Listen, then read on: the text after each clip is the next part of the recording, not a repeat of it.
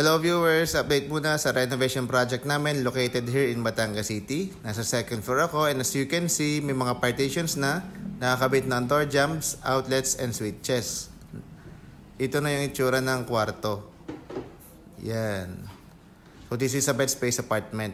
And yung nga pala pinagtanggalan namin ng hagdan, nasarahan na namin. Ito ayusin pa namin. And ito namang flooring, tatakpan namin ng Hardaplex 16mm kapal.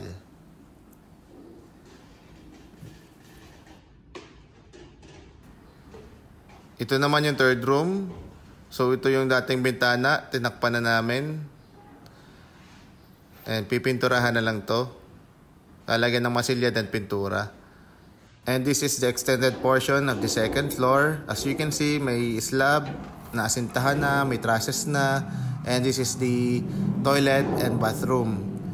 So ang lalagay na lang namin dyan, kitchen. And yung mga PVC doors, yan, naka-ready na yan. Pag na-finish na, ilalagay na yan. So, dalawa for the bathroom and toilet. And yung mga hardiplex na to, saka itong metal track, para na yan doon sa first floor. So, okay. We're done on the second floor. Baba naman tayo sa first floor.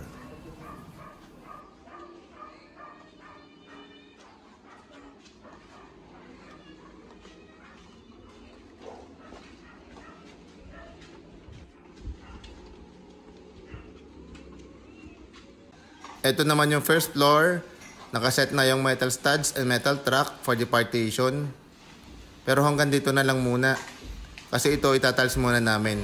Bago namin ituloy yung paglalagay ng partition. Then ito yung timekeeper namin. Yung cute na pusang yan. Kulay puti. Nangunguha pa ng ulam yan. Pero good girl naman yan.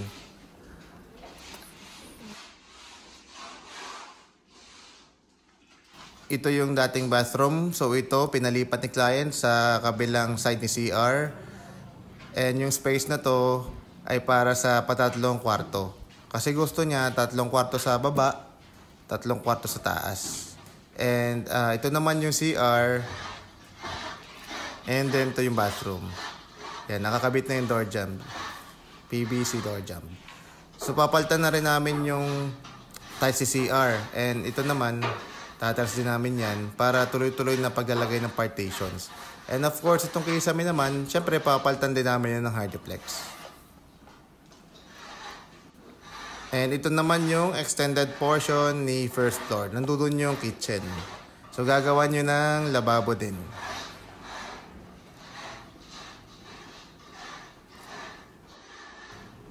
Tapos na tayo sa first floor. Check naman natin yung labas. And yan yung hagdan. Nilagyan na ng brace, saka ng poste. Actually, itong hagdan na ito yung nasa loob dati. Ayaw siya patapon ni client. Yun na daw gamitin dito sa labas. Kasi dito dadaan yung mga bed spacers na titira dun sa second floor. So, yun guys. Thank you so much for watching. Follow me on TikTok. And please subscribe also in my YouTube channel, Rainsworth TV. Mabuhay kayo. Thank you so much and God bless.